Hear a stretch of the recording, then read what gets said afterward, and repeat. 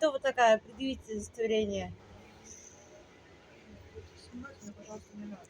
Не надо, Не меня надо снимать. трогать меня, Говорите, телефон мой. пожалуйста, не надо мне снимать. Вы граждан какой страны или государства? А вы какой? Советского Союза. Ну, я тот самый. Вы без доверенности работать не имеете права. Без какой доверенности? От юридического лица. У меня наряд для этого есть.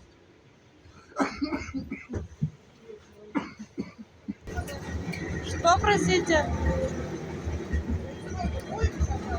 Вам нет. Только наряд полиции вызываете. Хорошо, тогда я составлю на вас дайте документы, пожалуйста. Нет, вам документы давать не буду. У нас с вами разные правоотношения. Вы граждан какой страны или государства? Неизвестно. Хорошо, я на вас составлю акт. Составьте.